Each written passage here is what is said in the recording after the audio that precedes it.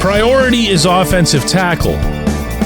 I've heard this. Our staff at DK Pittsburgh Sports has heard this. And you're hearing this. The question is it going to be the best possible option for the quarterback? Good morning to you. Good Monday morning. I'm Dejan Kovacevic of DK Pittsburgh Sports, and this is Daily Shot of Steelers. It comes your way bright and early every weekday. If you're into hockey and or baseball, I also offer daily shots of Penguins and Pirates in the same place that you found this. It is, of course, a Quarterback Monday here on Daily Shot. Why did we start this? It was a few weeks ago. I remember. It was we were going to limit the conversation on Mason Rudolph and Kenny Pickett. So it was all going to be on Mondays, and then we were going to have the other 4 days to talk about other stuff to keep from driving people crazy. Yeah. Well, it's still gone. It's still Quarterback Monday. And I'm thinking, as the Steelers approach this draft, which is, of course, Thursday night, and the number 20 overall pick, and how they really apparently seem to be set on, this is not a prediction on my part, it's reporting, there's a difference. They seem to be set on getting a tackle if that's possible.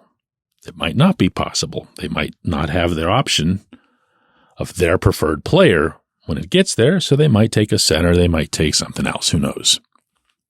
But they would want to get a tackle.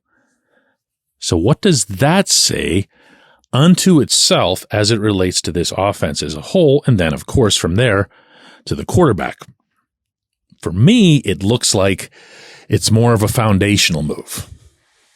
You usually think of offensive line, maybe to a lesser extent defensive line moves, as being foundational. You want to put in players who can settle the process down, who can become as predictable as possible in a football environment. And I say that in a good way.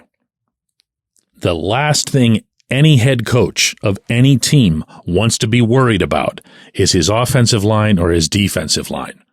He'd rather just wake up not even wondering about those guys and instead thinking about how his coordinators are going to move around all of the various skill pieces. That's just how football's been for a really, really long time. And it's also why Chuck Noll drafted Mean Joe Green and got everything going from there. My belief is that getting an offensive tackle, specifically a right tackle, which is obviously the direction in which the Steelers would want to go, will be something that benefits them foundationally for many years to come. For a couple of reasons. One is that, you can use a right tackle. Two, you can use a right tackle who doesn't cost very much, since they tend to cost a ton in free agency. And three, you're moving Broderick Jones across to the left side, where he belongs. And whatever happens to Dan Moore happens to Dan Moore. But you're setting yourself up for something in which both Mike Tomlin and Arthur Smith can go into a given week and say, we don't have to worry about that. Now, they're still going to have to worry about center, and we'll get to that at a different date in advance of the draft itself. But from the quarterback standpoint, see, this is where a lot of this tug of war is going to keep happening in our debates and discussions. Because we're going to see things that make sense for the longer term. And then we're going to remember that the Steelers aren't probably a longer-term type of project. And that might apply doubly to the quarterback position, since both Russell Wilson and Justin Fields are signed for exactly 1 year each. Russ is not an easy quarterback to block for. Since I already mentioned Rudolph once on the show, I can do it again and say that one of the reasons that the offensive linemen really enjoyed blocking for him is because he was in a fixed spot. They knew where they needed to block. They knew where they needed to push people, and they knew they weren't going to get burned by it when they did. But there are more quarterbacks like Wilson than there are like Rudolph, and it's incumbent on the line to adjust to that. I don't think that's going to be a quick and, seamless adjustment. I think it's going to be a challenge for this group, not just in training camp, not just in preseason, but into the regular season. I think they're going to have a tall task. Okay. I'm not going to express doubt on a group that we don't even know yet what it is, but I think for any offensive line setup, working with a quarterback who moves as much as Wilson always has, and will continue to do, by the way. Wilson's never going to be one of those guys where they tell him the way they did with Ben Roethlisberger, hey, just stay right there, stay where you are. You're at a different phase of your career or whatever. That's not Wilson. It's never going to be him. He's going to play the way he plays until he's just not playing anymore. And now take everything that I just said about Wilson and extrapolate it by who knows how much when describing Fields, who he's not exactly a run-first quarterback, but he runs a lot, and he runs even more than Wilson. And unless those are designed runs, which they aren't always and weren't always in Chicago, then your offensive linemen are really adjusting.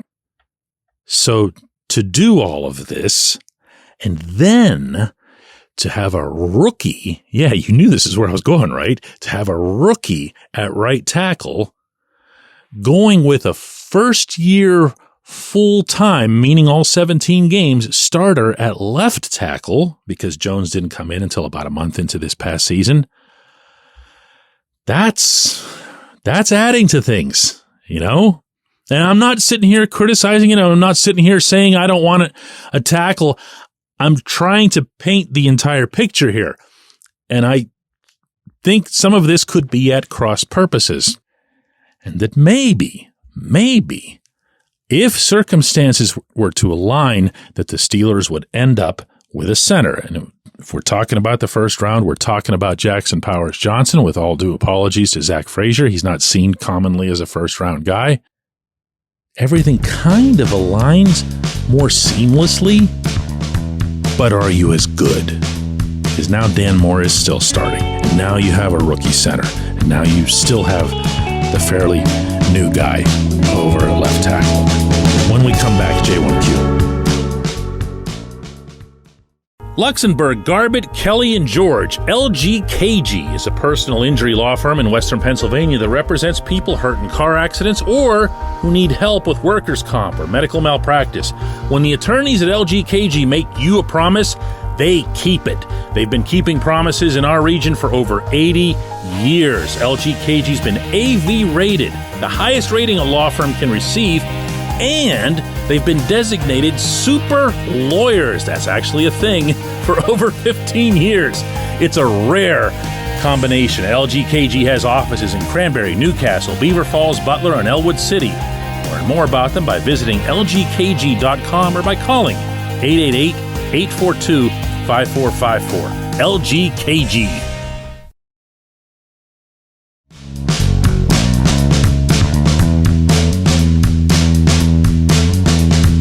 Today's J1Q, and actually, you know what? Before I get to the J1Q, speaking of just asking questions and getting answers, today at noon, Mike Tomlin and Omar Khan will be meeting with us media types over on the South Side. I'll be there covering it, asking questions and so forth, and we'll be able to talk about that with some of their input on tomorrow's program. Sam asks, DK, in hindsight, I'm starting to really appreciate and miss Deontay Johnson. This is good. Yeah, he had drops and would check out of games mentally, but you can't take elite route running and separation for granted. Once it's gone, it becomes very expensive to replace. Sam, the reason that I love this question is that, I really appreciate your honesty, because it felt like to me that when Deontay was traded, and I'm not talking about from my perspective, but from what I sensed of the fan base, that it was, oh yeah, I remember these several bad things about him and things that I didn't like, and so I'm glad he's gone. The second reaction was, wait a second, got who for him? And they started looking up stuff about Dante Jackson, the corner, and that wasn't very exciting. Third reaction, I think, is going to be yours, which is, wait a second, there's not really a possession receiver on this team. How is an NFL offense supposed to function without a possession receiver? It doesn't have to be an elite route runner like Deontay, doesn't have to be an elite pass catcher. But it's got to be something in that mold. You can tell yourself, and I've tried to tell myself, that can be Pat Freiermuth, but you're laying a lot on a tight end to become something that he's never been at the NFL level. It's actually, to be honest with you, it's kind of unfair because Muth is also going to have his blocking assignments, and those don't come without a significant amount of wear and tear. And let's remember that he hasn't exactly held up through wear and tear. So who do you get to replace him? Well, in some of the mocks that are out there, and particularly those that are done by people who follow the Steelers principally, who would be more aware of what their needs are, I've seen things like, that the first round would be the center, the second round would be one of those offensive tackles if they fell, or maybe it goes in the other order. The offensive tackle comes first and they get West Virginia's Zach Frazier to be the center in the second round. And then what they do with these mocks is they invest the third and the fourth rounds both into wide receivers, hoping, I guess, that one of them will make it, and fully aware that the class is really, really deep. It's really deep every year, but it's 17 deep this year, and you're probably going to be able to get yourself a very, very good wide receiver in the third round. Well, this way, go third and fourth round, since your other thing that you'd want to get, defensive line, really doesn't exist in this draft. And that's not the worst thing I've seen out of these mocks.